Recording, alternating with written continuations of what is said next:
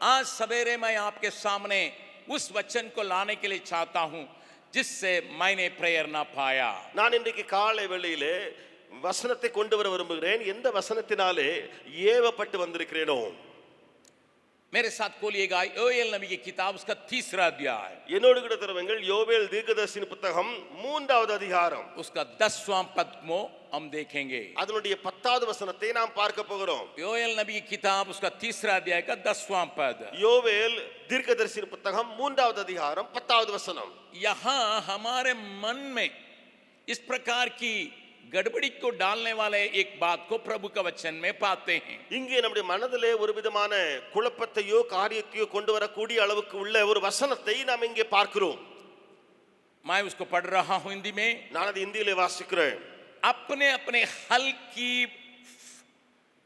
फाल को पीटकर तलवार और अपनी अपनी हंसिया को पीटकर बर्छी बनाओ.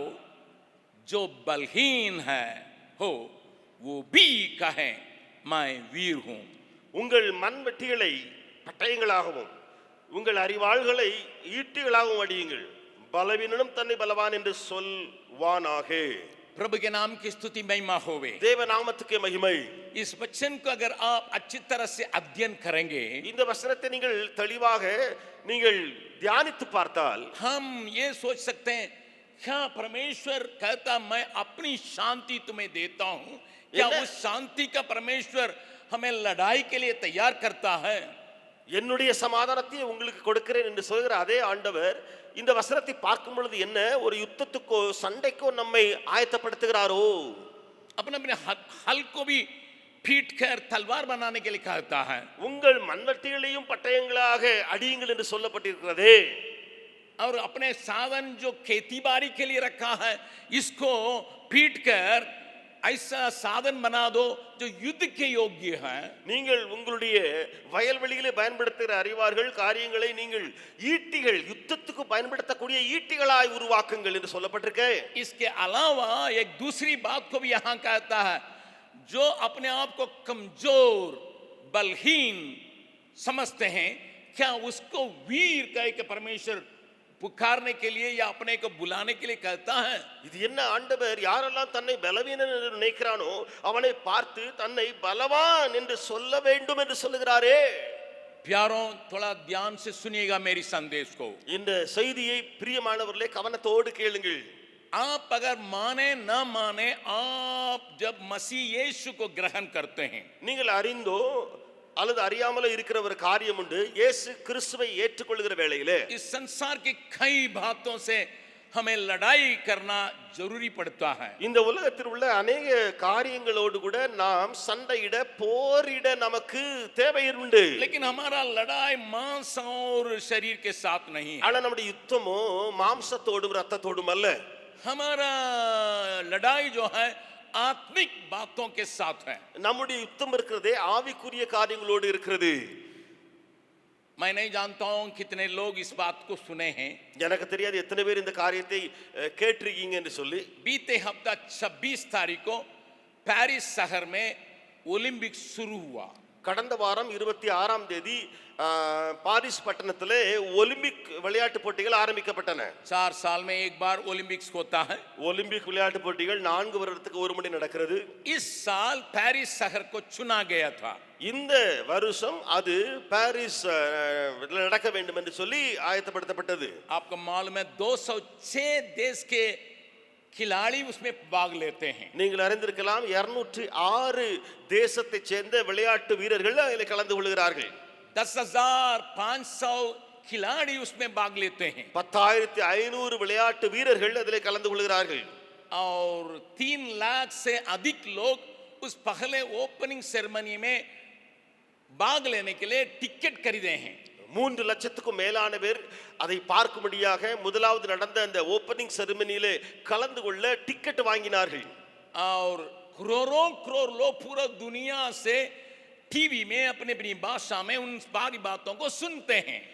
கோடிக்கணக்கான ஜனம் தன்னுடைய சொந்த மொழியிலே டிவியிலே இன்னும் பல மீடியாவுடைய ஒளிபரப்பு சாதனங்கள் மூலமாக கேட்கிறார்கள். जहां उस खेल कूद में जो जीतेंगे उनका नाम बहुत बड़ा हो जाता है। அந்த விளையாட்டு போட்டியில வெற்றி பெறுகிறவனுடைய பெயர் புகழ் எல்லாம் அதிகமாகிக் கொண்டே போகும். हिंदुस्तान से भी 117 लोग उसमें शामिल होते हैं। இந்தியாவிலிருந்து 117 பேர் அதில் கலந்து கொள்ளும்படி போயிருக்கிறார்கள். तीर चलाने वाले அவர்கள் அம்பை எய்கிறவர்கள், और दौड़ने वाले ஓடுகிறவர்கள், और हॉकी खेलने वाले, हॉकी, இன்னும் ஹாக்கி விளையாட்டு வீரர்கள், ऐसे सब प्रकार के लोग उसमें शामिल हुए हिंदुस्तान से। இந்தியாவிலிருந்து இப்படிப்பட்ட பலதரப்பட்ட விளையாட்டு வீரர்கள் கலந்து கொள்ள போயிருக்கிறார்கள். इनको देखने के लिए हिंदुस्तान से कई लोग उड़ान भर के वहां भी गए हैं। இந்த காரியத்தை பார்க்கும்படியாக, இவைகளை பார்க்கும்படியாக இந்தியாவிலிருந்து अनेகர் பார்வையாளராக அங்க போயிருக்கிறாங்க. इस बार स्टेडियम के अंदर उद्घाटन नहीं हुआ। இந்த முறை ஸ்டேடியம்க்கு உள்ள அதனுடைய திறப்பு விழா நடைபெறவில்லை. साधारण तौर से किसी बड़ा स्टेडियम में होता था, சாதாரணமாக பெரிய ஸ்டேடியத்தில் தான் அந்த விளையாட்டு போட்டிகள் நடக்கும். लेकिन इस बार पेरिस के ओलंपिक्स में, ஆனால் இந்த முறை பாரிஸினுடைய ஒலிம்பிக்ஸ் போட்டிகளிலே ये मार्च पास्ट जो खिलाड़ियों का मार्च पास्ट जो है, அந்த விளையாட்டு வீரர்களுடைய மார்ச் பாஸ்ட் நடக்குமே, किस प्रकार होता था मैं आपको थोड़ा बतलाऊंगा, क्योंकि जवानों को इसमें रुचि रखेंगे या जानकारी भी देंगे। அதை நான் கொஞ்சம் சொல்ல விரும்புகிறேன். ஏனென்று சொன்னால் வாலிபர்கள் இதை குறித்து அதிகமாய் ஆர்வம் காட்டுகிறவர்கள். और 100 छोटी सी जगह में इन खिलाड़ियों को देश देश के लोगों ने बैठाया। பல நாடுகளிலிருந்து வந்திருக்கிற அந்த ஜனங்களை 100 கப்பல், அந்த கப்பலிலே ஜனங்கள் உட்கார வைத்தார்கள். और पेरिस के भीतर एक बहुत बड़ा सियान नदी चलती है। அந்த பாரிஸுக்கு நடுவிலே ஒரு சியான் என்று சொல்லி ஒரு ஆறு ஓடுகிறது. उसमें जहाज आराम से जा सकता है। அதிலே கப்பல், சிறிய சிறிய கப்பல்கள் தாராளமாய் போகக்கூடும். अगर उस नदी में आप यात्रा कीजिएगा, लगभग पेरिस का खास बातों को आप देख सकते हैं नदी पर रहते ही। நீங்கள் அந்த நதியிலே பிரயாணப்பட்டு படவில போகும்போதே அல்லது எதிலையாவது போகும்போது அந்த நதியில போகும்போதே இந்த பாரிஸுடைய முக்கிய முக்கிய காட்சிகளை கண்டுகளித்து விடலாம். और आपको शायद मालूम होगा, உங்களுக்கு தெரியலாம், आईफल टावर जो है फ्रांस का एक आइकॉन है। ஐஃபல் டவர் என்பது பிரான்சுடைய ஒரு ஐகானாக கருதப்படுகிறது. उससे सट के जाता है। அந்த ஐஃபில் டவரோடு கூட அந்த பக்கத்துல ஆறு ஓடுது. प्रभु के नाम की स्तुति प्रशंसा होवे। தேவ நாமத்துக்கு மகிமை உண்டாவதாக. इस पर खुले नदी में लोगों का प्रदर्शन हुआ। இப்பொழுது திறந்த அந்த ஆற்றிலே கப்பல்ல போக போக அது கண்கொள்ளா காட்சியா இந்த முறை காணப்பட்டது. आपको शायद मालूम है, ओलंपिक्स में उस देश की कई प्रकार की बातें दर्शाया भी जाता है। நீங்கள் அறிந்திருக்கிறபடி இந்த ஒலிம்பிக்ஸ் போட்டிகளிலே அந்த நாட்டினுடைய பலவிதமான காரியங்களை அவர்கள் அதிலே காண்பிப்பார்கள் ஜனங்கள் பார்க்கும்படி. कैसा है எப்படி? वहां का कल्चर को दिखाने के लिए அங்கே இருக்கிற கலாச்சாரத்தை அவர்கள் எப்படியாவது கொண்டு வந்து காண்பிப்பார்கள். जब चीन में था, चीन के लोगों ने दिखाया। சீன நாட்டில் நடந்தபோது அந்த சீன கலாச்சாரத்தை ஜனங்கள் காண்பித்தார்கள். जब लंदन में था, लंदन के लोगों ने दिखाया। லண்டனில் நடந்தபோது லண்டனுடைய காரியங்களை அவர்கள் காண்பித்தார்கள். जब टोक्यो जापान में था तो जापानी लोगों ने अपने संप्रदाय की बातों को दिखाए। டோக்கியோவில் நடந்த பொழுது இந்த ஜப்பானுடைய அந்த சம்பிரதாய காரியங்களை அவர்கள் காண்பித்தார்கள். परंतु ஆனால் जो 26 तारीख को जो उद्घाटन हुआ था, இந்த 26ஆம் தேதி அந்த ஓபனிங் செरेमनी நடந்தது. पेरिस की जितनी गंदगी है उसको लोगों ने दर्शाया। பாரிஸ்ல காணப்பட்ட எவ்வளவு அசிங்கம், அழுக்கு, இவைகளை எல்லாம் காட்சியாக காண்பித்தார்கள். इसका मतलब ये नहीं कूड़ा फेंका गया है। இதனுடைய அர்த்தம் அதுவல்ல குப்பை கூளங்கள் எல்லாம் அங்கே இங்கேயும் போட்டிருந்தாங்க, அது அல்ல. ना ना ना ना, இல்லவே இல்ல. वो बिल्कुल साफ शहर है। அந்த பட்டணம் முழுவதும் சுத்தம் துப்புரவான பட்டணம். कई बार मैं वहां प्रचार कर चुका हूं। அநேக முறை நான் அங்கே பிரசங்கித்திருக்கிறேன். कई बार मैं उन शहरों के बीच में पैदल चल चुका हूं। அநேக முறை அந்த பட்டணங்கள் வழியாக நான் நடந்து போயிருக்கிறேன். बहुत साफ रहता है। சுத்தமான ஒரு பட்டணம் அது. उस गंदगी के बारे में नहीं कहता हूं। அந்த அழுக்கு கூளங்களை குறித்து நான் பேசவே இல்லை. पेरिस एक बात के लिए बहुत मशहूर शहर है। அந்த பாரிஸ் இருக்கிறதே ஒரு காரியத்துக்கு ஒரு பெயர் போன ஒரு பட்டணம். वो ये है அது कि என்ன? वहां जो है नाइट क्लब्स बहुत पाया जाता है। அங்கே நைட் கிளப்ஸ் அதிகமாக காணப்படும். लोगों को नाचना, पी के और सारी प्रकार की गलत बातों को लोगों के सामने दिखाना, ஜனங்கள் குடித்து வெறித்து தவறான காரியங்கள், இப்படிப்பட்ட காரியங்களை பப்ளிக்கு கொண்டு வருவது, वहां प्रोस्टिट्यूट्स वेश्याओं की गिनती नहीं है, इतना वेश्याएं हैं। அங்கு விபச்சாரிகள் விபச்சாரம் பண்ணுகிறவர்கள் ஏகப்பட்ட எண்ணவே முடியாத அளவுக்கு இருக்கிறார்கள். जैसा लोग बैंकॉक में जाते हैं विभचार करने वाले पैसा देखे, उसी प्रकार यूरोप के रहने वाला ज्यादा दो शहर में जाते हैं, एक एम्स्टर्डम है, दूसरा पेरिस है। எப்படி இந்த பேங்காக் என்று சொல்லி அங்கே விபச்சாரத்துக்காக ஜனங்கள் தூரமாய் பிரயாணம் பண்ணி காசு கொடுத்து போவார்களோ, அப்படியே இங்கே ஐரோப்பாவை பார்த்தீங்கன்னு சொன்னா அங்கே ஆம்ஸ்டர்டாம், இரண்டாவது பாரிஸ், ரெண்டு பட்டணங்களும் இதற்கு பெயர் போனது. Paris is known for its night life. Paris ये नाइट क्लब के लिए प्रसिद्ध है, याद रखिए, மனதில் வையுங்கள். वहां सारे प्रकार के अशुद्ध काम खूलम लोग करते हैं। அங்கே அசுத்தமான அசிங்கமான காரியங்கள் அவர்கள் திறந்த வெளியிலே ஓபனாக செய்யக்கூடிய பட்டணம் அது. और आजकल विश्व भर में इस गलत व्यवहार आदमी के साथ, महिला के साथ जो गलत संबंध में है, उस बात फैलते जा रही है। இன்றைக்கு உலகம் முழுவதும் ஒரு காரியம் பரவி கொண்டே போகிறது அதிகமாக. புருஷனோடு வைத்திருக்கிற தொடர்பு, அப்படியே ஒரு பெண்ணோடு வைத்திருக்கிற அந்த தொடர்பு, இது அதிகமாய் பரம்பி வருகிற காலம். इस पेरिस ओलंपिक्स में कल्चरल बातों में उन्होंने इस बात को दिखाया। அந்த பாரிஸ் ஒலிம்பிக்ஸ்ல கல்ச்சரல் காரியங்களிலே இந்த கலாச்சாரத்தை இதை அவர்கள் காண்பித்தார்கள். उसको यीशु मसीह जो प्रभु भोज में अपने चेलों के साथ किया था, उसको ठट्ठा करने के लिए इस प्रकार के कामों को लोगों ने प्रदर्शन किया। இயேசு கிறிஸ்து அந்த ராவிருந்திலே செய்த காரியம் ஒன்று இருக்கிறதே, சீஷர்களோடு கூட செய்த காரியம், அதை கேலி கிண்டல் பண்ணக்கூடிய அளவுக்கு அந்த காரியம் இருந்தது. அப்படியாக அவர்கள் அந்த காட்சியை கொண்டு வந்தார்கள். शायद आपको मालूम होगा, ஒருவேளை உங்களுக்கு தெரியலாம், फ्रांस देश में रोमन कैथोलिक लोगों की संख्या बहुत है। பிரான்ஸ் நாட்டிலே ரோமன் கத்தோலிக்கர்களுடைய எண்ணிக்கை அதிகமாக இருக்கிறது. परंतु इस बात को मैं वहां ग्रहण नहीं कर पाया जब मैं थोड़ा बहुत ओलंपिक्स की शुरुआत की उस फंक्शन को देखा था। நான் அந்த ஒலிம்பிக்ஸ் உடைய கொஞ்சமாக அந்த ஓபனிங் செரிமனியுடைய காட்சிகளை கொஞ்சம் பார்க்கும் பொழுது இந்த காரியம் எனக்கு சகிக்க கூடாமல் இருந்தது. मेरा दिल में एक प्रकार की गम आके मुझे दबाने लगा। எனக்குள்ளே ஒரு விதமான ஒரு துக்கம் வந்து என்னை அப்படியே அழுத்திக் கொண்டிருந்தது. करोड़ लोग टीवी में देखते हैं, கோடிக்கணக்கான ஜனம் டிவியிலே பார்த்து கொண்டிருக்கிற காரியங்கள், जो वहां 3 लाख लोग इकट्ठे हैं, அங்கேயே 3 லட்சம் பேர் கூடி குழுமி இருக்கிற காரியம், LGBTQ+ करके जो संस्थाएं संसार में फैलते जा रही है। LGBTQ+ என்று சொல்லி ஒரு நிறுவனம் இந்த உலகத்திலே பரம்பி கொண்டே போய் கொண்டிருக்கிறது.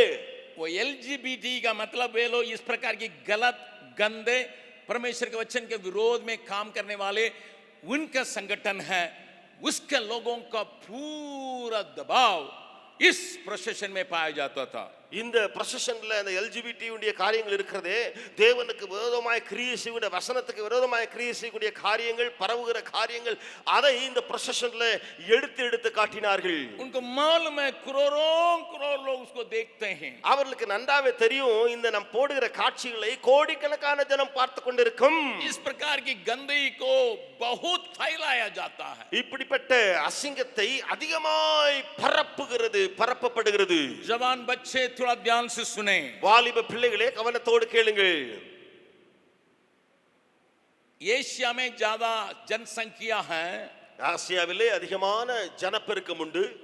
इसके चलते उनको रहने के लिए बहुत पेड़ों को काटना पड़ता है। ஆகையினாலே வசிப்பதற்காக ஜனங்களுக்காக अनेक மரங்களை வெட்ட வேண்டி இருக்கிறது. यहाँ गाड़ी घोड़ा बहुत है, இங்கே வண்டிகள் எல்லாம் ஏராளமாய் ஓடுகிறது. सही पोल्यूशन कंट्रोल नहीं है, இங்கே பொல்யூஷன் கண்ட்ரோல் சரியாகவே இல்லை. इसलिए श्वास लेने के लिए दिक्कत होता है।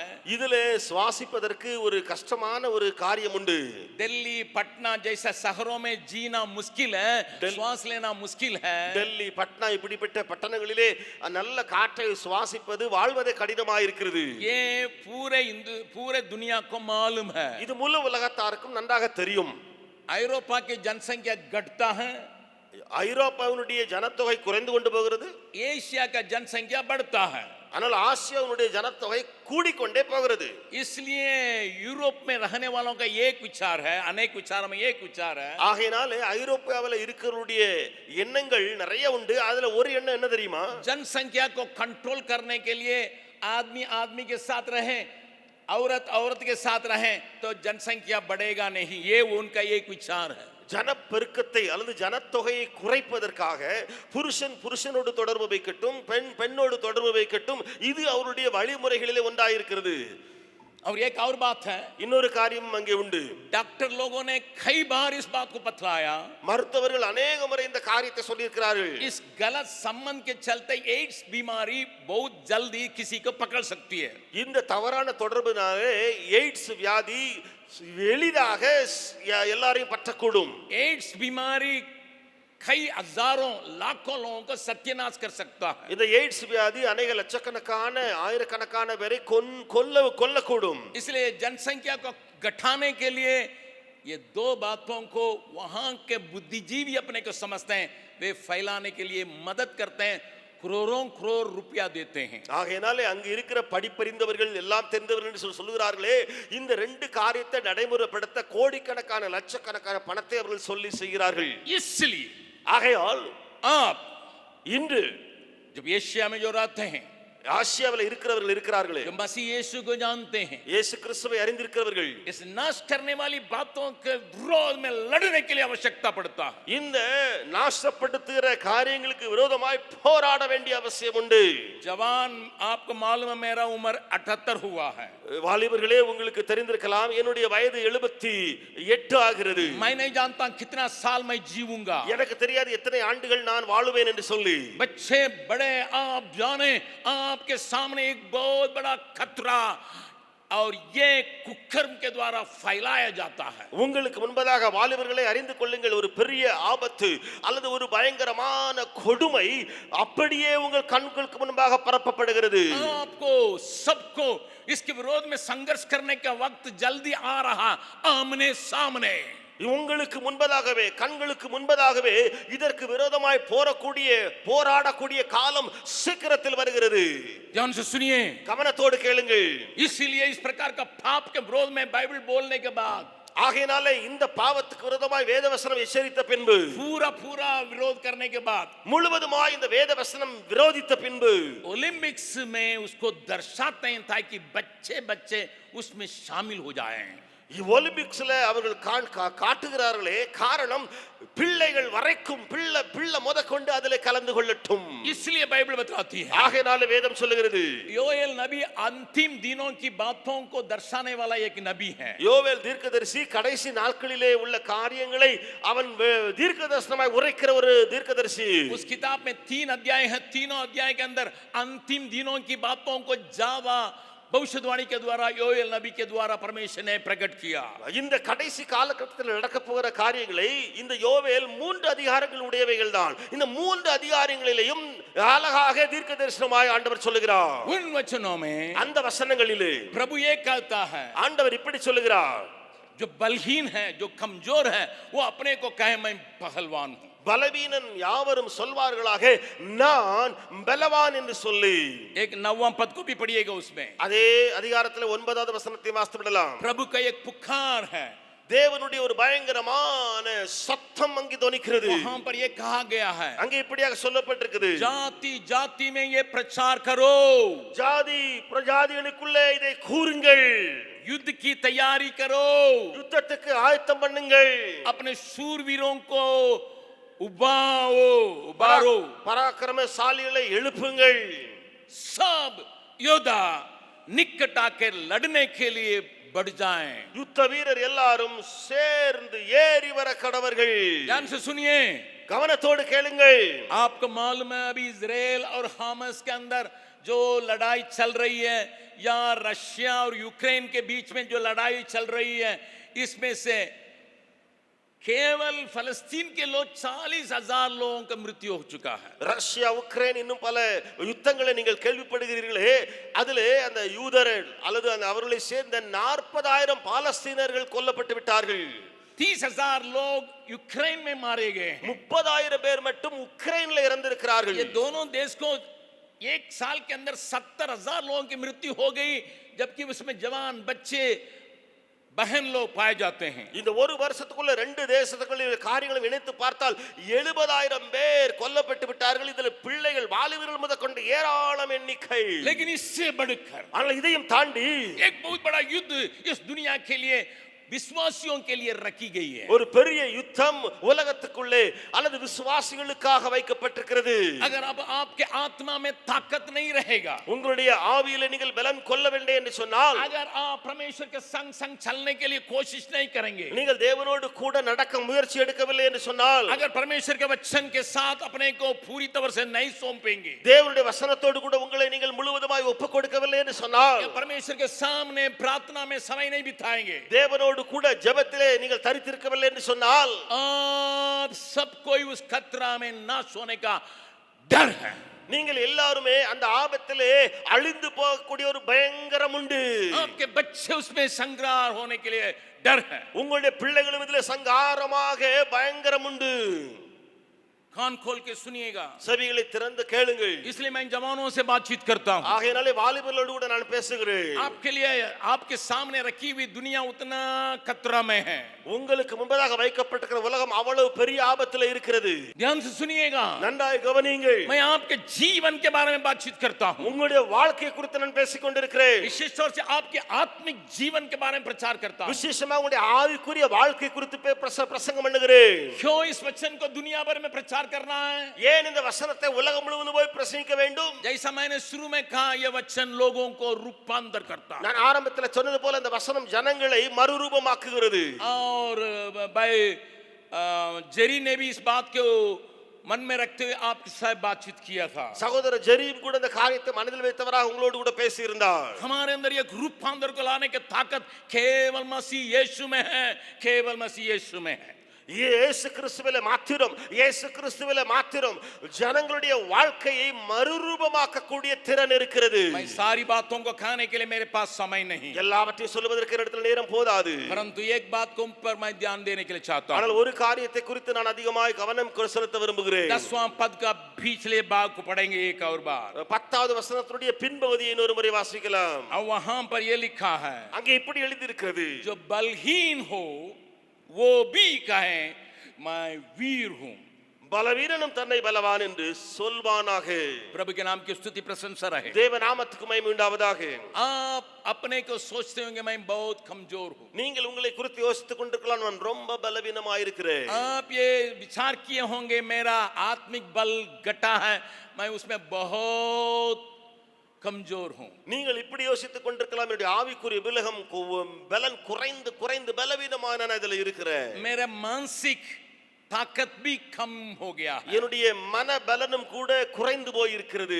भीतरे भीतर एकदम खोखला जैसा मैं अपने को महसूस करता करके आप सोचे होंगे। உள்ளே ஒரு எலும்பு கூடு போல வெற்றிடம் போல உணர்கிறேன் என்று சொல்லி நீங்கள் உணர்ந்து கொண்டிருக்கலாம். अगर सब ठीक है, வெளியே எல்லாம் நல்லா தெரியுது, लेकिन इन सारी बातों के विरोध में लड़ने के लिए मेरे पास ताकत है ही नहीं। ஆனால் இந்த எல்லா காரியங்கள் மேலும் போராடுவதற்கு எனக்கு உள் பலன் அல்ல. लेकिन प्रभु आपको कैसा देखता है, ஆனால் தேவன் உங்களை எப்படி பார்க்கிறாரா? इस बात को मैं आपके सामने दर्शाने के लिए चाहता हूं। இந்த காரியத்தை உங்களுக்கு முன்பாக கொண்டு வர நான் விரும்புகிறேன். आप अपने को कमजोर बलहीन समझते होंगे। நீங்கள் உங்களை பலவீனனாக பலனற்றவர்களாக நினைத்துக் கொண்டிருக்கலாம். मेरा मानसिक तगड़ापन नहीं है, எனக்கு மனதளவிலே தைரியமும் பலனும் இல்லை. मेरी आत्मा बहुत कमजोर है, என்னுடைய ஆவி என்னுடைய பலவீனமாயிருக்கிறது. मैं किसी बात को सामना नहीं कर सकता हूं। எதையும் நான் எதிர்த்து மேற்கொள்ள முடியாமல் இருக்கிறேன்.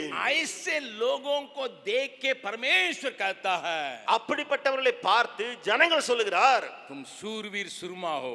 தேவன் சொல்லுகிறார் பராக்கிரமசாலி என்று. तो आप तुरंत कहेंगे, உடனே நீங்க சொல்லலாம், क्या परमेश्वर झूठ बोलने के लिए कहता है? தேவன் என்ன பொய் சொல்லுகிறாரோ? मैं तो बलहीन हूं, मैं इसको बतलाऊंगा। நான் ஒரு பலவீனன், நான் பலவீனன் தான் சொல்லுவேன்.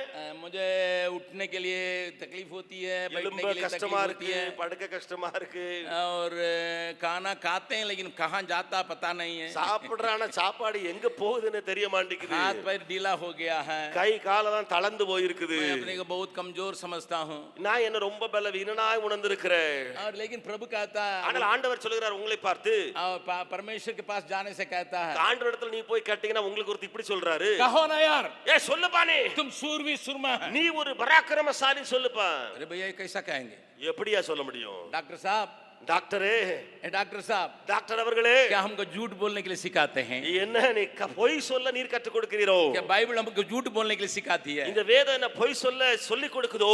ना ना ना இல்ல இல்ல இல்ல இல்ல. प्रभु के नाम की स्तुति महिमा होवे தேவ நாமத்துக்கு மகிமை உண்டாவதாக.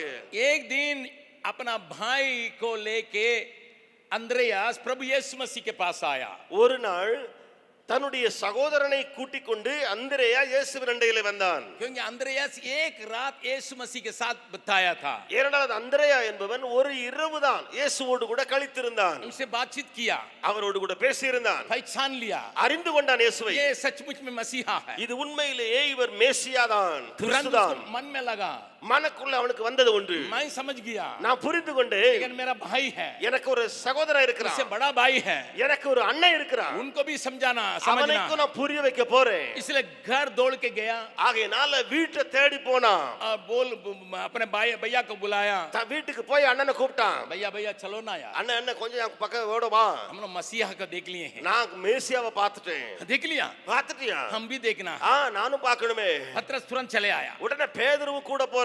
जब पतरस आ ही रहा था பேதுரு வந்து கொண்டிருக்கிற வேளையிலேயே यीशु ने उसको देख के कहा இயேசு அவனை பார்த்து சொன்னார். इसको पढ़ते हम यूहन्ना रचित सुसमाचार पहला अध्याय में இதை நாம் யோவான் 1ஆம் அதிகாரத்தில் வாசிக்கிறோம். अब पहला अध्याय को देखिएगा मेरे साथ என்னோடு கூட திருவங்கள் யோவான் 1வது அதிகாரத்தை. और वहां पर यो लिखा है அங்கே இப்படியாக எழுதப்பட்டிருக்கிறது. और 41 और 42 पद को पढ़ने जा रहे हैं 41 42 வசனங்களை. उसने पहले अपने सगे भाई साइमन से मिलकर उसे कहा हमको ख्रिस्त अर्थात मसीह मिल गया है அவன் முதலாவது தன் சகோதரனாகிய சீமோனை கண்டு மேசியாவை கண்டோம் என்று சொன்னான். 22वां पद में இது 42ஆம் வசனத்திலே वो उसे यीशु के पास लाया பின்பு அவனை இயேசுவினிடத்திலே கூட்டிக் கொண்டு வந்தான். यीशु ने उसको देखते ही कहा இயேசு அவனை பார்த்து, तू यूहन्ना का पुत्र साइमन है நீ யோனாவின் மகனாகிய சீமோன், तू केफा अर्थात पतरस कहलाएगा நீ கேபா என்னப்படுவா என்றார். கேபா என்பதற்கு பேதுரு என்று அர்த்தமாம். इस बात को आप जानते होंगे இந்த காரியத்தை நீங்கள் அறிந்திருக்கிறீர்கள். साइमन का मतलब समुद्र में रुड़कता हुआ बालू சீமோன் என்பதனுடைய அர்த்தம் அதாவது புரண்டு புரண்டு மடிந்து அடிபட்டு போகிற மண் அந்த கடலிலே. आप समुद्र का अगर देखेंगे நீ கடலை பார்த்தீங்க சொன்னா लहरें आते हैं அலை அடிக்கும், बालू के साथ मिलके चले आता है அந்த மணலோடு கூட அங்க இணைந்து இணைந்து வரும். वो बालू वहां ठहर जाता है पानी पीछे चले जाता है அந்த மண்ணை தள்ளி அங்க கொண்டு தண்ணி வச்ச பிறகு தண்ணி பின்னால போயிரும். फिर एक बड़ा लहर चले आता है திரும்ப இன்னொரு பெரிய அலை வரும். वहां का बालू को खींच के फिर समुद्र में कर देता है அடிக்கப்பட்ட அந்த மண்ணு திரும்ப அந்த அலையோடு உள்ள அடிக்கப்பட்டுரும். इसका मतलब स्थायी रहने वाला नहीं है நிலையான வாழ்க்கை அவனுக்கு கிடையாது. एक जगह में नहीं रह सकता है ஒரு இடத்துல அவன் இருக்கவே முடியாது. उसका दिमाग कभी इधर रहेगा कभी उधर रहेगा कभी इधर रहेगा அவன் மனசு ஒரு நேரம் அங்க அடிச்சிட்டு இருக்கும், ஒரு நேரம் இங்க அடிச்சுக்கிட்டு இருக்கும். बहता हुआ जीवन அவன் வாழ்க்கையே தண்ணில அடிச்சு போகிற வாழ்க்கை, अस्थिरता का जीवन நிரந்தரமற்ற ஒரு வாழ்க்கை. प्रभु उसको देख के कहता है தேவன் அவனை பார்த்து சொல்லுகிறார். आते ही देखता है பார்த்த உடனே இயேசு சொன்னார் कहने लगा சொன்னார் आगे तुमको पत्थर कहलाएंगे लोग உன்னை ஜனங்கள் कनमலை கன்மலை என்று அழைப்பார்கள். पत्थर कहलाएंगे உன்னை கன்மலை என்று அழைப்பார்கள். you will be rock तुम एक पत्थर कहलाओगे. पतरस घबरा गया உடனே பேதுரு கலங்கியே போனான். मेरा भीतर का गुण को ये कैसे जानते हैं எனக்கு உள்ள இருக்கிற குணத்தை இவருக்கு பிடிக்கா தெரியும். और इनके पास आने से कहते हैं இவர்கிட்ட வந்த உடனே சொல்லிடுறாரு, मैं उल्टा हो जाऊंगा நான் தலைகீழா மாறிடுவேன் சொல்றாரு. बगल वाला का हाथ पकड़ के चेहरा देख के बोलिएगा பக்கத்துல கரங்களை பிடித்து முகத்தை பார்த்து சொல்லுங்க, आप ही की कहानी चल रही है உங்க கதை தான் இங்க போயிட்டே இருக்குது. अभी आपका हालत இப்போ உங்க நிலைமை कभी बहुत ऊंचा சில நேரத்துல உயர போயிடுறீங்க, कभी नीचा சில நேரத்துல கீழே விழுந்து कभी கிடக்கீங்க. ऊंचा உயரம் बहुत खुशी ரொம்ப சந்தோஷம், फिर गम திரும்ப ஒரே கவலை, खुशी நல்ல சந்தோஷம், गम ஒரே துக்கம். ऐसे ही रहते होंगे, அப்படித்தான் நீங்க தவழ்ந்து போண்டு लेकिन போகலாம். प्रभु के पास जब तुम आते हो, ஆனால் ஆண்டவரிடத்துல நீ வரும்போது वो हाथ पकड़ के कहता तुम्हें कोई हिला नहीं सकता। அவர் கையை பிடித்து சொல்லுவார், நீ அசைக்கப்படுவதில்லை என்று. कितने लोग विश्वास करते हैं, हाँ ऊंचे आवाज से हालेलुया कहेंगे, விசுவாசிக்கிறவர்கள் அல்லேலூயா சொல்லலாமா? हालेलुया।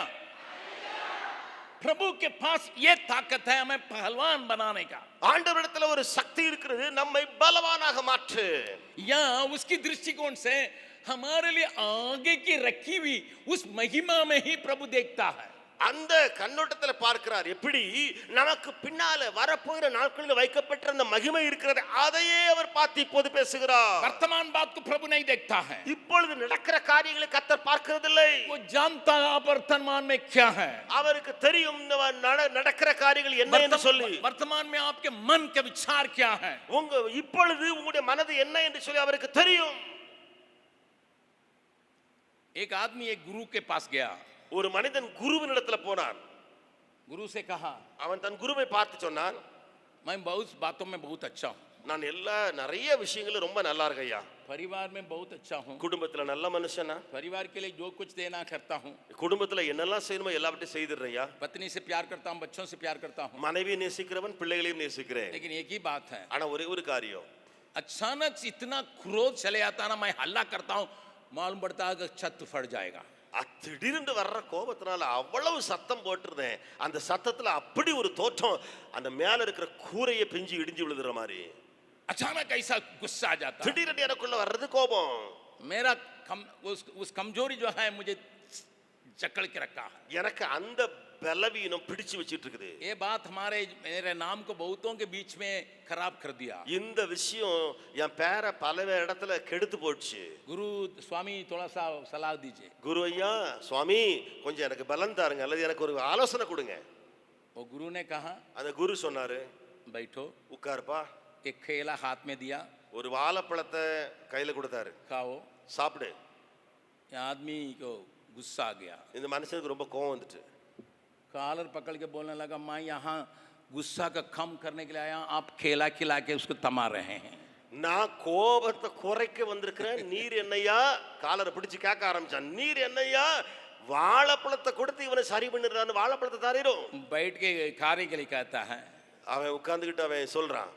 गुरु ने कहा कि बैठो बाबू बैठो। குரு சொன்னாரியப்பா உட்காரு தம்பி, உட்காரு தம்பி உட்காரு. एक थप्पड़ मार के कहा, ஒரு அடி வச்சுட்டு சொன்னா அவன், जो बात मांगा हूं उसको दीजिए। நான் என்ன உம்மட்ட கேட்டனோ அதை தாருன்னு அடி வச்சு கேட்டான். ये कई लोगों का स्वभाव है, இது அனைவருடைய சுபாவம். हमारे भीतर ये कमजोरी अचानक उठ जाता है, நமக்கு உள்ளே இருக்கிற பலவீனம் திடீரென்று பாம்பா மாறி வெளியே வந்துரும். फिर घर में जाते हैं, திரும்ப வீட்டுக்கு போவோம். क्यों ये कमजोरी मेरे अंदर है, ஏனையா இந்த பலவீனப்பட்டு பேசிட்டேன், मैं कितना कमजोर आदमी, எவ்வளவு பலவீனமான மனுஷன், मैं प्रार्थना करता हूँ, நான் ஜெபிக்கிறவன் मैं தான், बाइबल पढ़ता हूँ, வேதம் வாசிக்கிறேன், लेकिन इस कमजोरी से मुझे आजादी नहीं है। இந்த பலவீனத்திலிருந்து விடுதலை இல்லவே இல்லையே.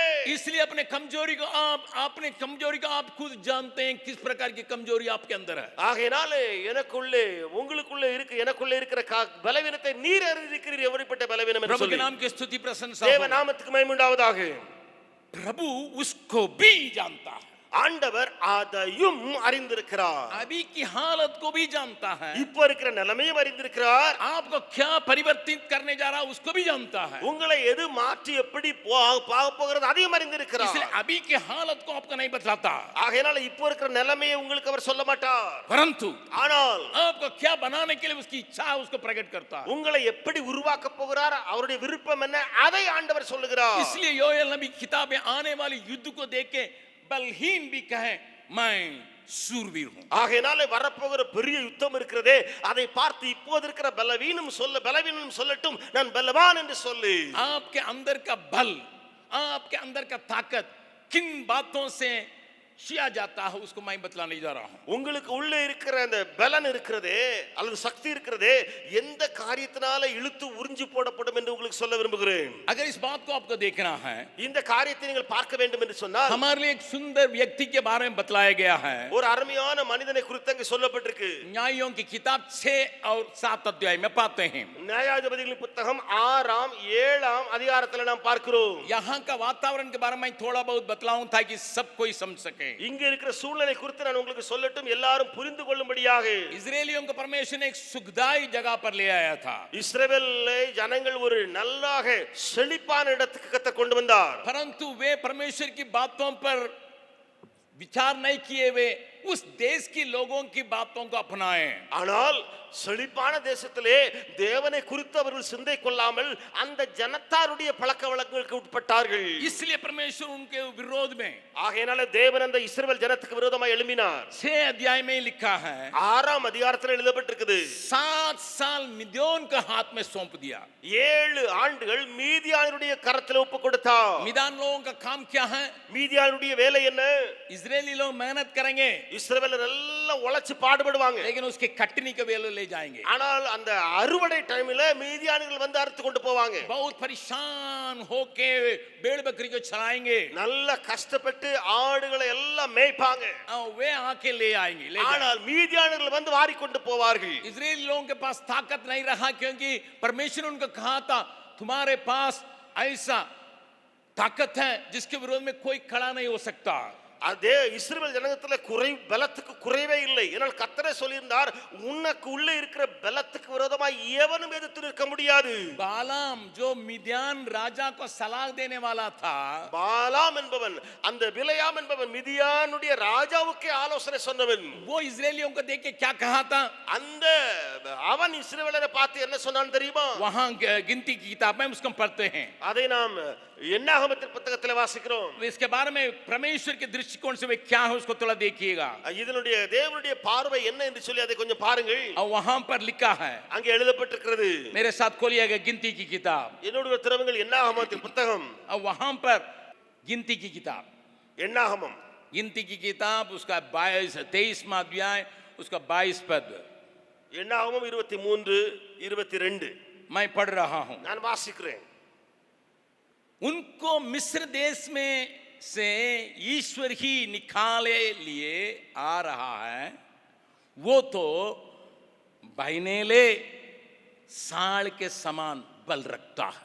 தேவன் அவர்களை எகிப்திலிருந்து புறப்பட பண்ணினார். காண்டா மிருகத்துக்கு ஒத்த பலன் அவர்களுக்கு உண்டு. एक और बार उसको पढ़िएगा, இன்னொரு முறை அதை வாசித்து பாருங்கள். सबको ही पढ़िएगा. எல்லாரும் வாசியுங்கள்.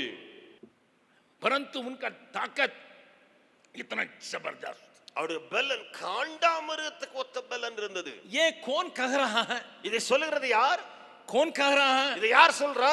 एक पैसा के लिए बिक्री किया हुआ एक नबी बोल रहा है. ஒரு தீர்க்கதரிசி, பணத்துக்காக தீர்க்கதரிசி உரைத்து பணம் வாங்கின அந்த மனுஷன் சொல்றான். लेकिन अभी यहाँ क्या हालत है? ஆனால் இங்கே அந்த நிலைமையை பாருங்க.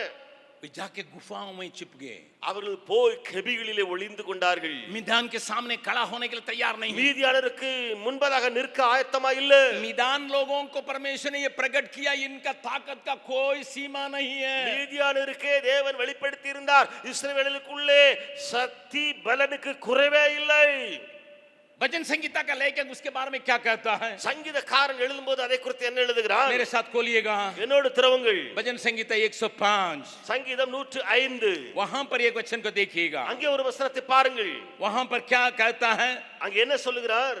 प्रभु के लोगों के बारे में क्या लिखा है? ஜனங்களை குறித்து என்ன எழுதப்பட்டிருக்கு? இஸ்ரவேல் ஜனங்கள், उनके बीच में कोई भी कमजोर व्यक्ति नहीं रहा.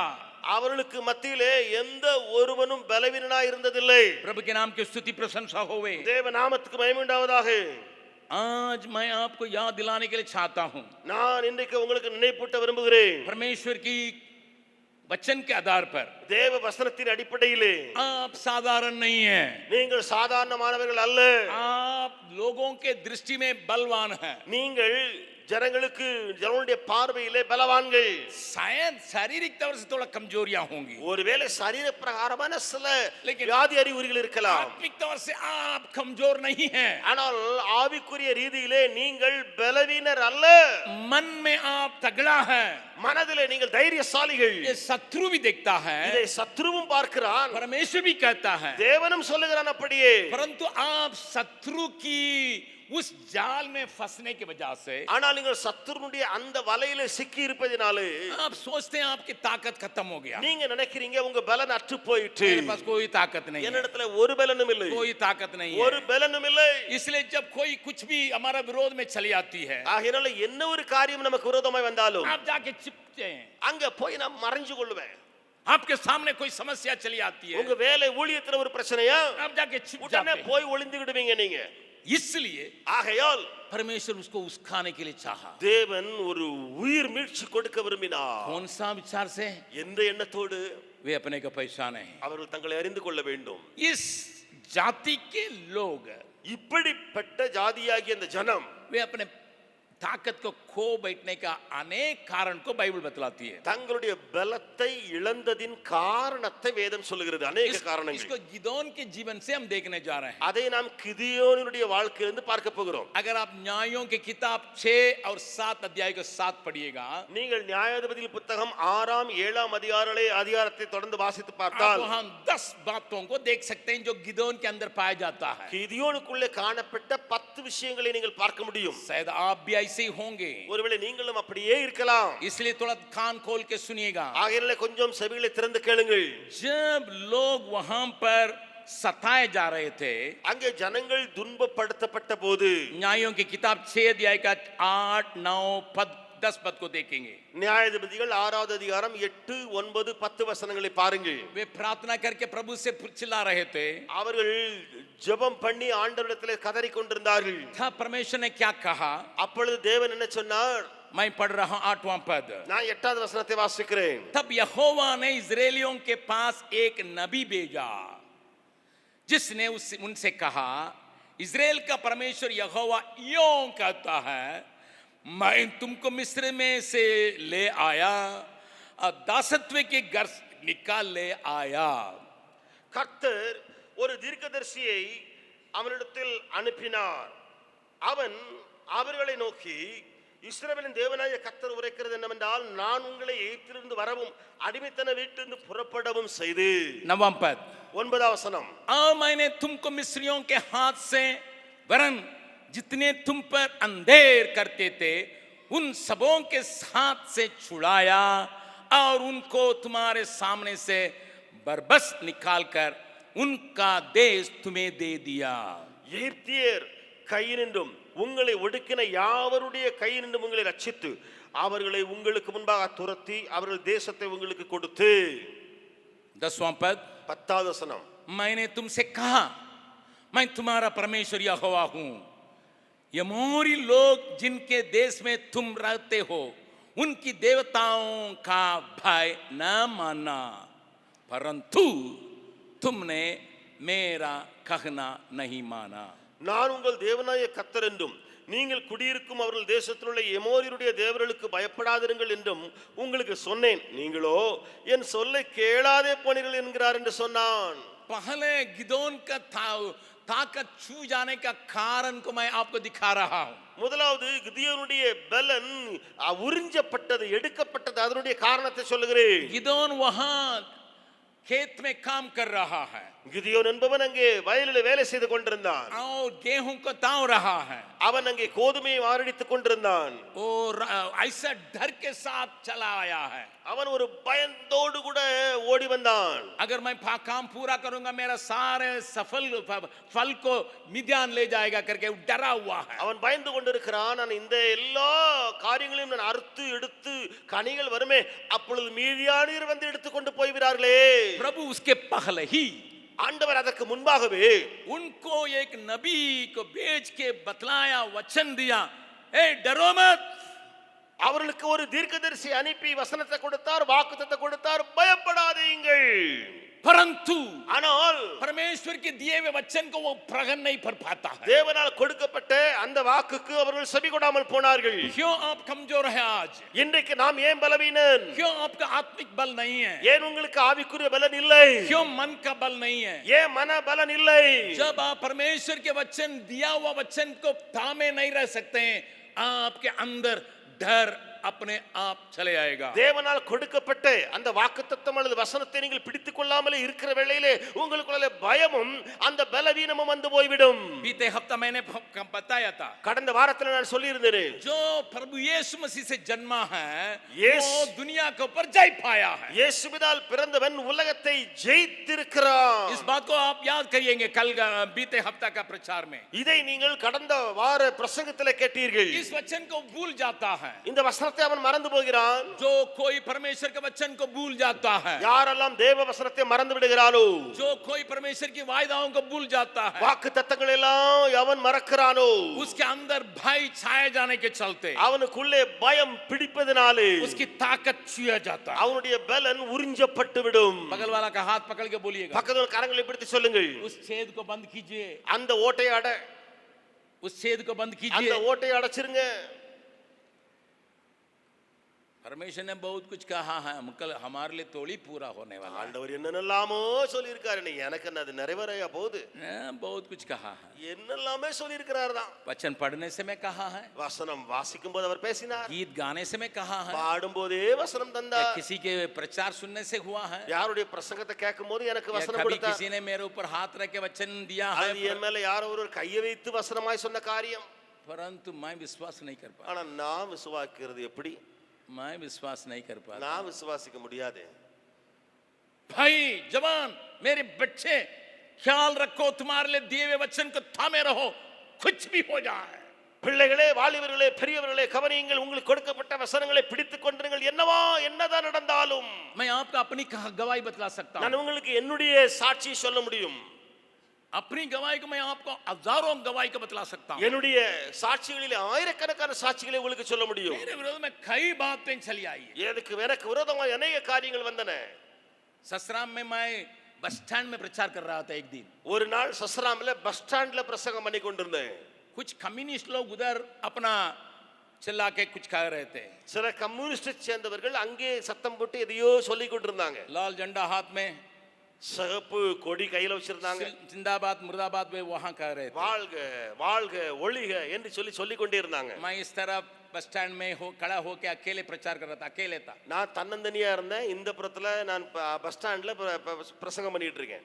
लोग उधर छोड़ के इधर आने लगे, அங்க விட்டுட்டு அந்த ஜனம் இங்க வந்துட்டு அவங்க சத்தம் போட்டு கிடந்தாங்க. அவங்கள விட்டுட்டு ஏன்ட்ட வந்துட்டாங்க. जिंदाबाद मुर्दाबाद करने वाला का संख्या घटते गया, வாழ்க ஒளிகன்னு சொல்ற அந்த கூட்டம் குறைஞ்சிக்கிட்டே போய் मेरे चारों तरफ के लोगों की संख्या बढ़ते गया। எனக்கு சுத்தி இருக்கிற ஜனங்களுடைய கூட்டம் கூடிக்கிட்டே போயிடுச்சு. एक जवान डंडा रखा था, लाल कपड़ा पहना था, लाल कपड़ा का वो अपना झंडा का रखा था, ஒருத்த கையில கொடியை வச்சிருந்தான், சிகப்பு கொடியை தன்னுடைய கையில தூக்கி பிடிச்சிருந்தான். उसने देखा ये आदमी गड़बड़ी कर रहा है, அவன் நினைச்சான் இவன் ஒரு ஆள், தப்பான ஆளு. उसने सीधा आया, நேரா வந்தான் என்கிட்ட. सुनेरा ஏய் கேளுப்பா, कुछ दिन में ये सारी जगह में लाल लाल दिखाई पड़ेगा। சில நாட்கள்ல இந்த எல்லா இடத்திலும் சகப்பா மாறப்போது உனக்கு தெரியுமா? और लोग बोलने लगे, अरे उनको बोलने दीजिए, क्यों मना करते हो करके लोग चिल्लाने लगे। ஜனங்கள்லாம் சொன்னாங்க, ஏப்பா நீயே சத்தம் போட்டு கிடக்க, அவரை பேச விடுப்பான்னு சொல்லி ஜனங்களெல்லாம் வாய் அடைக்க பார்த்தாங்க. हमारे जीवन के संबंध की बातों का कहते हैं, ஏன்னா வாழ்க்கை சம்பந்தமான காரியத்திலே அவர் பேசிக்கிட்டு இருக்காரு, பேச விடுப்பா அவரை. इसलिए वो जब मुझे पकड़ के एक बस के पीछे ले गया, ஆகையினாலே அவர் என்ன பிடிச்சிட்டு பஸ்ஸுக்கு பின்னால கொண்டு போனான். जब बस के पीछे ले गया, பஸ்ஸுக்கு பின்னால பிடிச்சு கொண்டு போயிட்டான். कुछ लोग मेरे साथ चले आए, சிலர் அந்த கூட்டத்துல வந்த சிலர் என்னோட கூட வந்துட்டாங்க. उसने कहा तुम्हारा सिर तुम्हारे शरीर पर नहीं रहेगा। அவன் சொன்னான், உன் தலை உன் சரீரத்தோட இருக்காது தெரியுமா? ये लोग पूछने लगे उससे, இவங்க எல்லாரும் கேட்டாங்க இந்த மனுஷன்ட்ட, சொன்னானே क्यों उनका सिर मांगते हो? ஏன்பா அவன் தலையை நீ கேக்குற? मैंने कहा उसके अंदर खोपड़ी में जो नहीं है मेरे अंदर है, इसलिए लेके अपने अंदर रखने के चक्कर में है। நான் சொன்னேன், அவனுக்கு மூளை சரியில்லை, மூளையில ஒரு அறிவும் கிடையாது, ஒண்ணும் கிடையாது, ஏன்டா நிறைய இருக்கு இல்லையா, அதனால ஏன் தலையை வெட்டி அவன் வச்சுட்டான்னு சொன்னா அவனுக்கு அறிவு வந்துடும். अकेला था, தனியா நான் சொன்னேன். इस बात को देख के पूरा भीड़ हंसने लगा, இந்த காரியத்தை சொன்ன உடனே முழு கூட்டமும் சிரிக்க ஆரம்பிச்சு. वो लज्जित होके झुकने लगा, அவன் வெக்கப்பட்டு தலை குனிஞ்சான், डंडा को नीचे किया, கொடியை கீழே இறக்குனான், झंडा को निकाल के बाद पैकेट में रखा, அந்த கொடியெல்லாம் சுத்தி மடக்கி தன்னுடைய பாக்கெட்டுக்குள்ள வச்சான். मुझसे पूछने लगा, ஏன்ட்ட கேட்டான், आप कहाँ रहते हैं, घर में आके मुलाकात करने के लिए चाहते हैं? நீங்க எங்க இருந்து வந்தீங்க? உங்க வீட்ல வந்து உங்களை சந்திக்க விரும்புறேன். मेरा कहने का मतलब நான் என்ன சொல்ல வர்றேன்னு சொன்னா, हम अपने अंदर की ताकत को बहुत बार भूल जाते हैं நமக்கு உள்ளே இருக்கிற பலத்தை अनेक முறை நாம் மறந்து போகிறோம். क्योंकि पहले ही प्रभु ने मुझे बिहार आने के पहले एक वचन दिया था ஏனென்றால் பீகாருக்கு வருவதற்கு முன்பதாகவே கர்த்தர் ஒரு வசனம் கொடுத்திருந்தார். तुम्हारे ऊपर कोई हाथ नहीं लगाएगा உன் மேல் ஒருவனும் கை போடுவதில்லை. तुम्हारे ऊपर कोई हाथ नहीं लगाएगा ஒருவன் உன் மேல் கை போடுவதில்லை.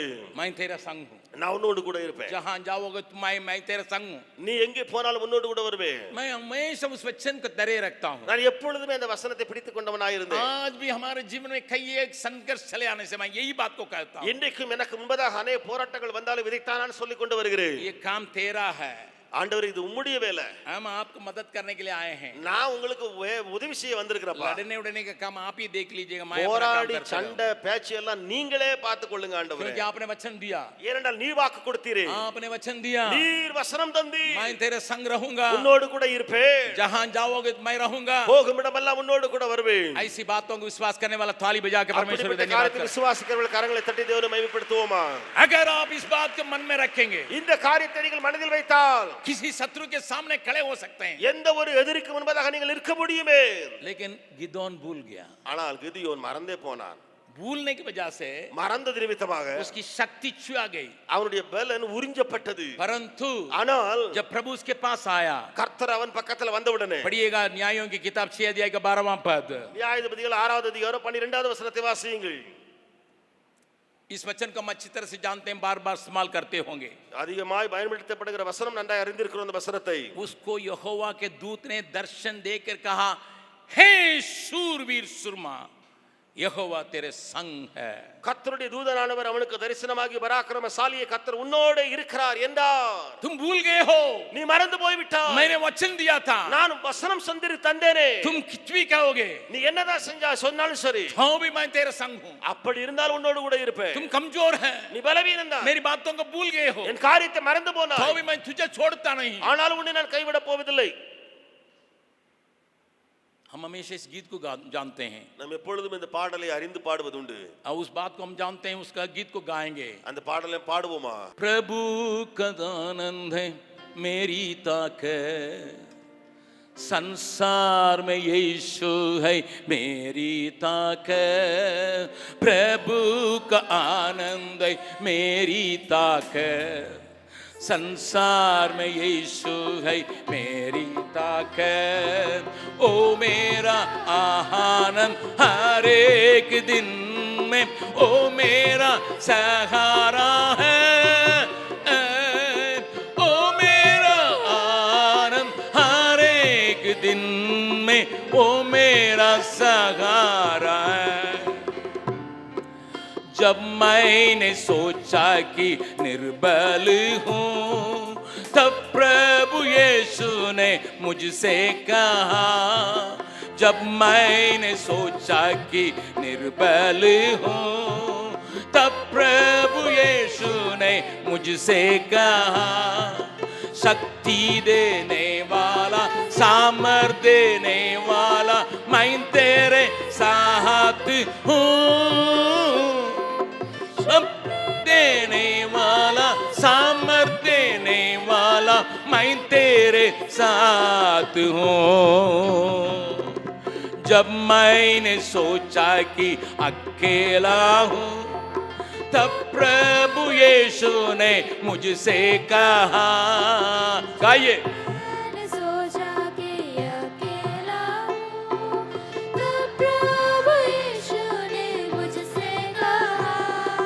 संसार के अंत तक साथ रहने वाला मैं तेरे साथ हूँ संसार के अंत तक साथ रहने वाला मैं तेरे साथ हूँ प्रभु का आनंद मेरी ताकत संसार में यीशु है मेरी ताकत ओ मेरा आनंद हर एक दिन में ओ मेरा सहारा है ओ मेरा आनंद हर एक दिन में ओ मेरा सहारा है बगल वाले पूछिएगा, பக்கத்துல கரங்களை பிடித்து கேளுங்கள். क्या परमेश्वर ने आपके लिए खास वचन दिया है कभी? தேவன் உங்களுக்காக தெளிவான ஒரு வசனத்தை எப்பொழுதாவது தந்திருக்கிறாரா? वायदा किया है? வாக்குத்தத்தம் கொடுத்திருக்கிறாரா? आप जब बपतिस्मा लिए थे उस समय कहा होगा, நீங்கள் ஞானஸ்நானம் பெற்ற பொழுது அவர் சொல்லியிருக்கலாம், या प्रभु का ग्रहण करने समय कहा होगा, அல்லது ஆண்டவரை ஏற்றுக்கொண்ட ரட்சிக்கப்பட்ட या நாளிலே, किसी वक्त में आपने रोने के साथ प्रार्थना करने के समय प्रभु ने कहा ये वचन मैं तुम्हारे लिए दे रहा हूं. அல்லது நீங்கள் அழுது பிரச்சனையில் இருக்கும் பொழுது ஜெபித்துக் கொண்டிருக்கும் பொழுது ஆண்டவர் சொல்லியிருப்பார், உனக்கு இந்த வசனத்தை தருகிறேன். Remember that promise. उस वायदा को याद किया करे. In every situation, हर एक वातावरण में, in every situation. हर एक परिस्थिति में. गिदोन उसको भूल जाने की वजह से ही, गिदोन அதை மறந்து போனது நிமித்தமாக वो अभी कमजोरी के साथ थरथराते हुए खड़ा है. இப்பொழுது பலவீனனாய் நடுங்கிக் கொண்டிருக்கிறார். कई प्रकार का प्रश्न उसके दिल में चले आता है. अनेक விதமான கேள்விகள் அவனுடைய உள்ளத்தில் எழும்புகின்றது. प्रभु ने कहा साथ रहेंगे, लेकिन साथ कहां रहता?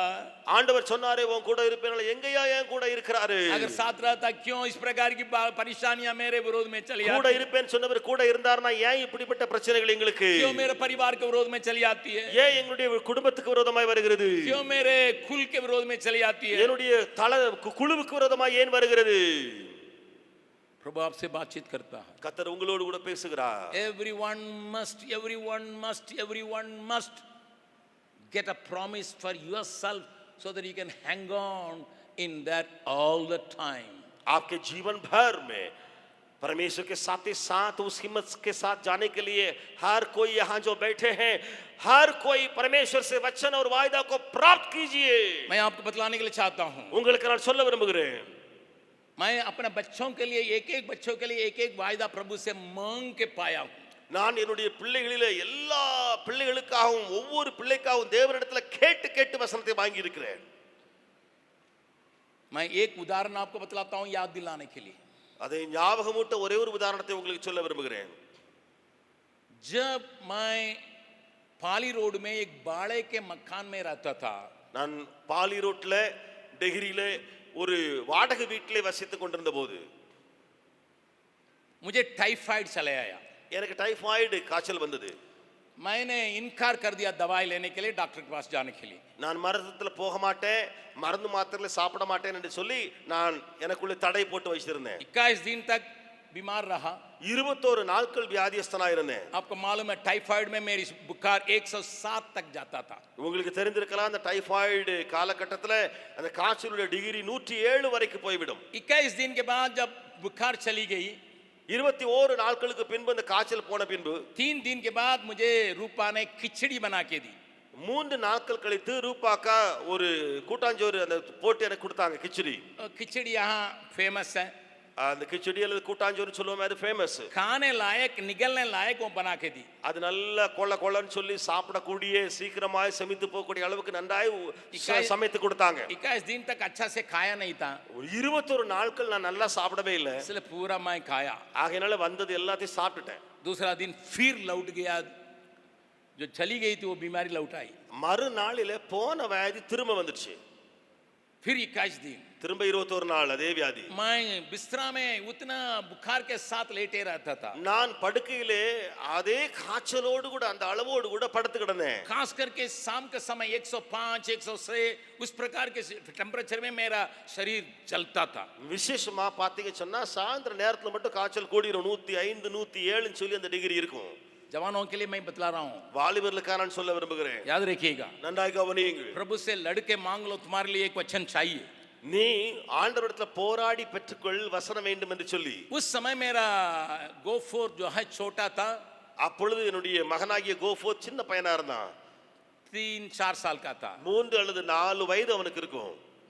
उसको भी बुखार आया, அவனுக்கு காய்ச்சல் வந்து விட்டது. लेकिन टाइफाइड का बुखार जो है सवेरे नहीं रहता है, शाम को ही बढ़ता है. ஆனா அந்த டைபாய்டு காய்ச்சல் இருக்குதே காலையில ஒண்ணு இல்லாத மாதிரி இருக்கும், சாயந்திரம் தான் அது கூடிரும். लेकिन इसको बुखार छुट्टा ही नहीं. ஆனா இவனுக்கோ காய்ச்சல் விடவே இல்லை. रूपा और गोफोर को मेरे बगल में लिटवाई. ரூபாக்கா கோஃபோர்த்தை என்னுடைய பக்கத்துல படுக்க வச்சாங்க. मेरा 105 रहने से भी उसके साथ मैं लेट नहीं सका, इतना गर्म था वो. எனக்கே 105 டிகிரி இருக்குது. அப்படி இருந்த எனக்கு இருந்த ஆளுக்கு அவன் பக்கத்துல படுக்க முடியல. அப்ப அவனுக்கு எப்படி இருந்துக்குன்னு பாருங்க. ये बात को थोड़ा ध्यान से सुनिए. கொஞ்சம் காரியங்களை நன்றாய் உற்று கவனியுங்கள். हम लोग चिंता करने लगे, நாங்கள் கவலைப்பட்டு கொண்டே இருந்தோம். क्योंकि हम लोगों ने इसके लिए पोलियो ड्रॉप्स नहीं दिया था. ஏனென்றால் நாங்கள் இவனுக்கு போலியோ டிராப்ஸ் கொடுக்கவே இல்லை. उन दिनों में पोलियो बिहार में पूरी तरह से आक्रमण किया था. அந்த நாட்களிலே போலியோ வியாதி இருக்கிறது பீகார்ல பயங்கர ஒரு உருவம் எடுத்திருந்தது. गांव में लोग पोलियो की बीमारी से पीड़ित थे, कई बच्चे उसमें नष्ट हो चुके थे.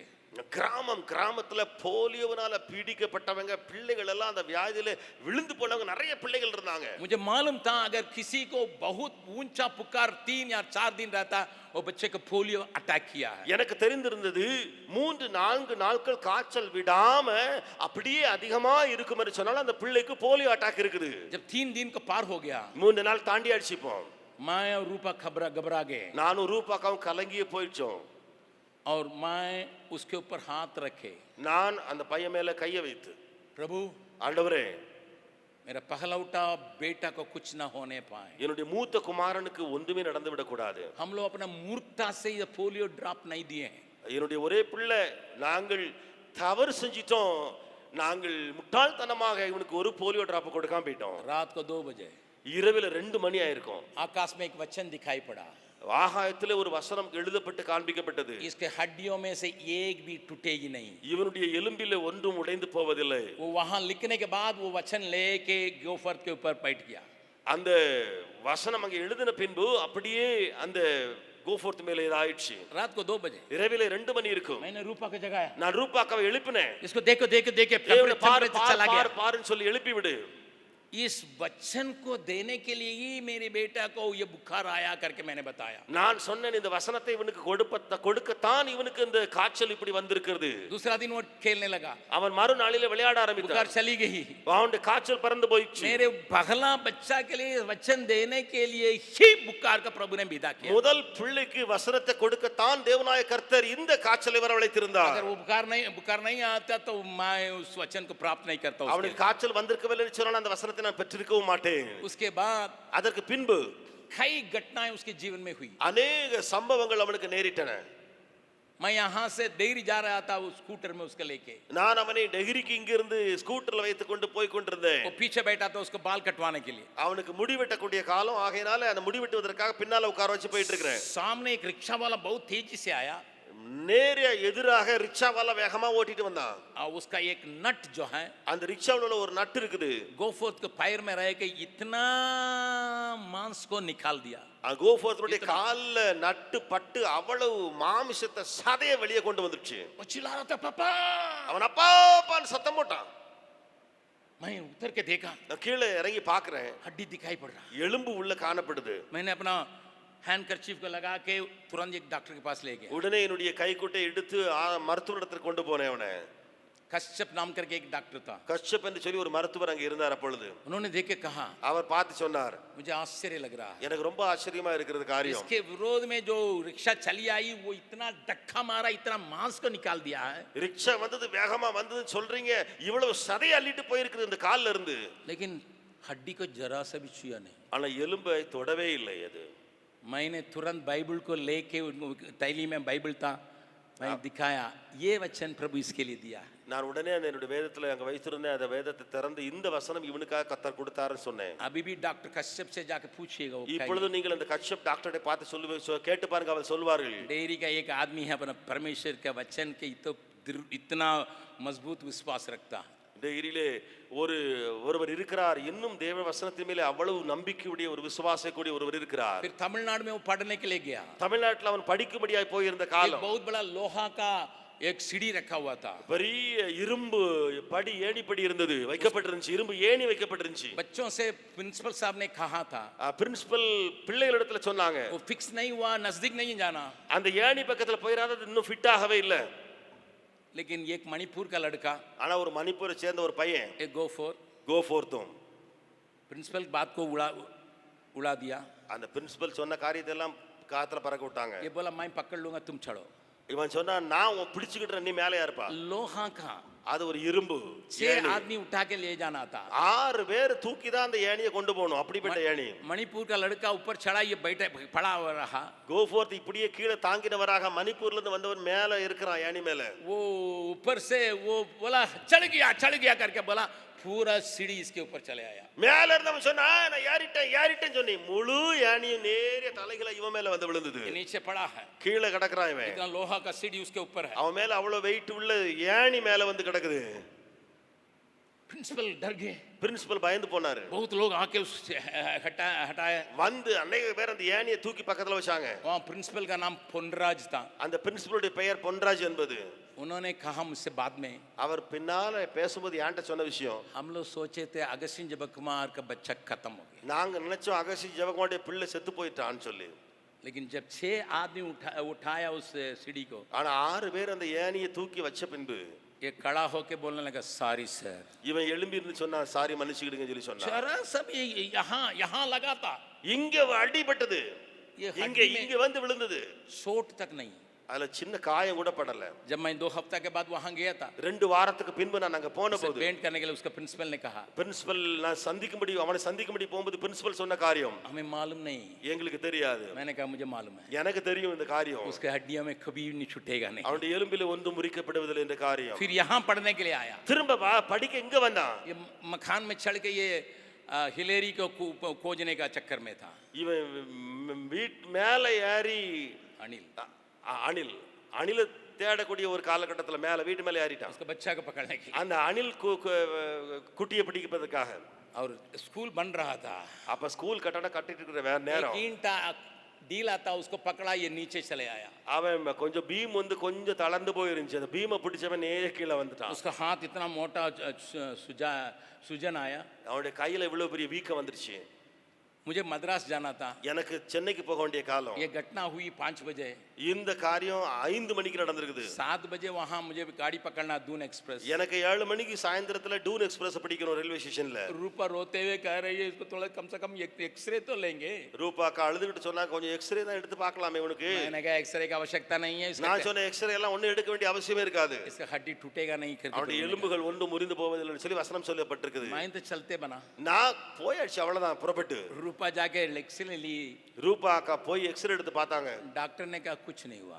டாக்டர் சொன்னாங்க ஒண்ணுமே உள்ள நடக்கல. मैं ऐसे ही उसके जीवन में 5 घटना को बतलाते जा सकता हूँ। நான் 5 சம்பவங்களுடைய வாழ்க்கைன்னு சொல்லி கொண்டே போக முடியும். सब जगह में हड्डी टूटने का डर था, எல்லா இடத்திலும் எலும்பு முறிவுக்கு வாய்ப்புகள் தான் ஏராளம். प्रभु ने वचन दिया, ஆனால் கர்த்தர் வாக்கு கொடுத்திருந்தார். उसमें वो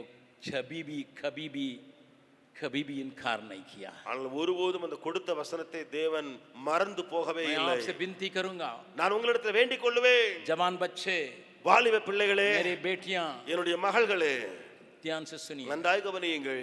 अगर आप माँ बाप हैं, अपने बच्चों के लिए प्रभु से लड़के एक वायदा का प्राप्त कर लीजिए। நீங்கள் பெற்றோர்களாக இருந்தால் உங்களுடைய பிள்ளைகளுக்காக போராடி தேவனிடத்தில் வாக்குத்தத்தத்தை பெற்றுக் கொள்ளுங்கள். अगर उसको याद नहीं कीजिएगा, அதை நீங்கள் நினைவில் வைத்துக் கொள்ளாமல் आपका இருந்தாங்க. भीतर के ताकत छुए जाते रहेगा। நினைவில் கொள்ளாமல் இருந்தால் உள்ளே இருக்கிற பலன் குற்றி போகி போகும். प्रभु कैसा देखता है? தேவன் எப்படி பார்க்கிறார்? जैसा बालाम देखता तो वैसे ही प्रभु देखता है। பலம் பார்க்கிறது போல தேவன் பார்க்கிறார். अरे इनको जंगली जानवर की नाई ताकत होगा, இவர்களுக்கு காண்டா மிருகத்தை போல பலன் உடையவர்கள். साल की नाई ताकत रहेगा। காண்டா மிருகத்தை போல இவர்களுக்கு பலன் உண்டு. दुनिया के ध्यान से நன்றாய் கவனியுங்கள். प्रभु अगर वचन दिया है, தேவன் வாக்குத்தத்தத்தை கொடுத்திருக்கிறாரா? आपके भीतर का घबराहट दूर हो जाएगा। உங்களுக்குள்ள இருக்கிற பயம் பறந்து போகும். यहाँ कई लोग जो कुर्सी पर बैठे हैं या पीछे बैठे हैं, अपने बच्चों के लिए जाने देते हैं क्योंकि डर है, ये हो जाएगा, वो हो जाएगा, ये हो जाएगा। जो लड़की रखने वाला तो हमारे बेटी को कोई छू लेगा, और बेटा रखने वाला को तो ये कोई गलती, दुनिया भर का। लेकिन आप लड़के उसके लिए एक वचन मांगिए, उसको थामे रहिए, प्रभु आपके बच्चों को देखभाल करने के लिए तैयार है। இங்க இருக்கையில அமர்ந்திருக்கிற பெரியவர்களும் பின்னால இருந்து பார்த்து சொல்லுவேன், உங்களுக்குள்ள அநேக பயங்கள், என் பிள்ளை யாரும் தூக்கிட்டு போயிருவாளோ, வாலிப வயசுல பிள்ளைய வச்சிருக்கிறேனே, அப்படி ஆயிருமோ இப்படி ஆயிருமோ. ஆனா உங்களிடத்துல வேண்டிக் கொள்வேன், தேவனிடத்துல இந்த பிள்ளைகளுக்காக வசனத்தை பெற்றுக் கொள்ளுங்கள்.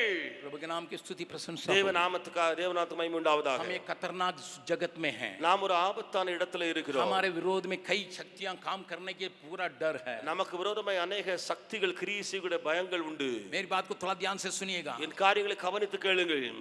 बीते हफ्ता एक घटना बेंगलुरु में हुई। கடந்த வாரம் பெங்களூர்ல ஒரு சம்பவம் நடந்தது. बिहार की एक लड़की பீகாரை சேர்ந்த ஒரு பெண் बेंगलुरु में काम करती थी, பெங்களூர்ல வேலை செய்து வந்தாள். पेड गेस्ट हॉस्टल में रहती थी। ஓ அவள் ஹாஸ்டல்ல தங்கி இருந்தாள். और किसी न किसी रीति से किसी के साथ संबंध हुआ. ஏதோ ஒரு விதமாக யாரோடு கூட அவளுக்கு தொடர்பு உண்டாயிடுச்சு. जब उस लड़के के बारे में वो समझी, அந்த பையனை குறித்து இந்த மகளுக்கு தெரிய வந்த போது वो अलग होने के लिए चाहिए, அந்த பையன் வேண்டாம் மோசமானவன் சொல்லி பிரிய விரும்பினாள். दूसरा हॉस्टल में चली गई. இன்னொரு ஹாஸ்டலுக்கு அதனால போனாள். बेंगलुरु में बहुत हॉस्टल ऐसा है. பெங்களூர்ல अनेक ஹாஸ்டல்ஸ் இப்படி தான் இருக்கு. टीवी लगा हुआ है, सीसीटीवी लगा हुआ है, அங்கே சிசிடிவி கேமரா வைக்கப்பட்டிருக்கு. वॉचमैन रखा है, அங்கே வாட்ச்மேன்ஸ் உண்டு. लेकिन उसमें ये लड़का घुसा ஆனால் அதுக்குள்ளேயும் இந்த பையன் உள்ள போயிட்டான். और उसको पकड़ के खींच के அந்த வாலிப பிள்ளை இழுத்தான். छुरी से बार बार मारा. கத்தியினால திரும்ப திரும்ப குத்தி போட்டான். जब हल्ला करने लगी, அவள் சத்தம் போட ஆரம்பித்தாள். उसका गला उसने काट दिया. அவனுடைய கழுத்தையே அந்த பையன் வெட்டி போட்டான். एमपी का लड़का था, எம்பியை சேர்ந்த பையன் அவன். अभी पकड़ाया गया है. இப்பொழுது அவன் பிடிக்கப்பட்டு போட்டான். आपके बच्चों को अकेले रखना पड़ेगा. உங்களுடைய பிள்ளைகளை இப்படித்தானே தன்னந்தனியா விட வேண்டியிருக்கும். या आप सुरक्षित हॉस्टल में जहां सीसीटीवी चारों तरफ लगा वहां भी लगाइएगा. நீங்கள் சிசிடிவி 4 புறமும் இருக்கிற அந்த இடத்துல கூட பிள்ளையை வைக்க வேண்டிய சூழ்நிலை இருக்கும். कान खोल के सुन लीजिए, செவிகளை திறந்து கேளுங்கள். आप कुछ भी सुरक्षित जगह में रखेंगे, நீங்கள் எப்படிப்பட்ட பாதுகாப்பான இடத்துல வைத்தாலும் சரி, खतरा उसके लिए है. அங்கே அந்த பிள்ளைக்கு ஆபத்து இருக்கத்தான் செய்யும். 2 हफ्ता के पहले 2 வாரத்துக்கு முன்பு अमेरिका में அமெரிக்காவிலே ट्रम्प अपने सहयोगियों के साथ बहुत बड़ा मीटिंग कर रहा था. ட்ரம்ப் தன்னுடைய சக ஊழியர்களோடு கூட வேலையாட்களோடு பெரிய கூட்டம் நடத்தி கொண்டிருந்தார். 5000 लोग थे. 5000 பேர் இருந்தார்கள். ये पुराना प्रेसिडेंट होने के, राष्ट्रपति होने के चलते, பழைய பிரசிடென்டாக ஜனாதிபதியாக இருந்ததினாலே और बहुत सिक्योरिटी सीक्रेट पुलिस वहां थी. அங்கே ரகசிய போலீசார் முழுவதுமாக செக்யூரிட்டி சூழப்பட்டிருந்த காலம். मिलिट्री रहा. மிலிட்டரி ஆட்களும் இருந்தன. उसकी गाड़ी बुलेट प्रूफ है, அவருடைய வண்டியே புல்லட் ப்ரூஃப் வண்டியில இருந்தார். लेकिन एक 20 साल का लड़का ஆனா 20 வயது பையன் दूसरा छत में से இன்னொரு வீட்டு மாடியில் இருந்து उसको ऊपर गोली लगाया, बच गया. केवल कान में छेद हुई, परंतु जान बच गया. அவர் சுட்டித்தள்ள முயற்சி எடுத்தவன் அந்த கொண்டு காது வழியா இங்கே தான் உரசி கொண்டு தொலைத்து கொண்டு போனது. ஆனால் முழுவதும் தப்பி விட்டார். उसके बाद आके लोगों ने पूछा, அதற்கு பின்பு அவரிடத்துல கேட்டார்கள் ஜனங்கள், ट्रम्प आप घबरा गए होंगे, நீங்க கலங்கி போயிட்டீங்களா, பயந்துட்டீங்களா, कैसा तुरंत झुक गए? உடனே எப்படி நீங்க இப்படி குனிஞ்சிட்டீங்க? उसने कहा, அவர் சொன்னார், परमेश्वर का मैं चुना हुआ व्यक्ति हूं, इसलिए परमेश्वर ने मुझे रक्षा किया. தேவனால் தெரிந்து கொள்ளப்பட்ட ஒரு மனிதன் நான், ஆகையாலே கர்த்தரே என்னை பாதுகாத்து விட்டார். मैं नहीं जानता हूं उसकी आत्मिक स्थिति क्या है, எனக்கு தெரியாது உங்களுடைய நிலைமை என்ன என்று சொல்லி, लेकिन उसके अंदर एक निश्चयता है. ஆனால் அவருக்குள்ளே ஒரு நிச்சயத்தம் இருந்தது. I am one of the chosen one. मैं चुना हुआ पात्र हूं. I am one of the chosen one. मैं चुना हुआ पात्रों में से, लोगों में से एक हूं. अगर आप इस बात को अंगीकार करते हैं, ஒருவேளை நீங்கள் இந்த காரியத்தை அறிக்கையிட்டால், ஏற்றுக்கொண்டால், हाथ उठा के बोलिएगा, கரங்களை உயர்த்தி நீங்கள் சொல்ல முடியும். सब कोई बोलिएगा, எல்லாரும் கரங்களை உயர்த்தி अपने சொல்லுங்க. बच्चों का प्रतिनिधि होके बोलिएगा, உங்களுடைய பிள்ளைகளுக்கு பிரதிநிதியாக நீங்கள் சொல்லுங்கள், हमारा परिवार चुना हुआ है, நம்முடைய குடும்பம் இப்படி தெரிந்து கொள்ளப்பட்டது, मैं चुना हुआ हूं. நான் தெரிந்து கொள்ளப்பட்டவன். जिसके अंदर ये निश्चयता है, யாருக்குள்ளே இந்த ஒரு நிச்சய விசுவாசம் உண்டோ, वो डरता नहीं है, அவன் பயப்படவே மாட்டான். डरता नहीं, பயப்படான் அவன். खतरों से बचाने के लिए प्रभु साथ है. ஆபத்திலிருந்து நம்மை தப்பிவிக்க கர்த்தர் கூட இருக்கிறார். मैं इस वचन के ऊपर 10 बातों को खाने पर हूं. நான் இந்த வசனங்களிலிருந்து 10 காரியங்களை சொல்ல வேண்டியவன். आज समय के चलते मैं एक ही बात को कहा. நான் இன்றைக்கு ஒரு நேரத்துக்கு ஆராதனையில ஒரே ஒரு காரியத்தை சொன்னேன்.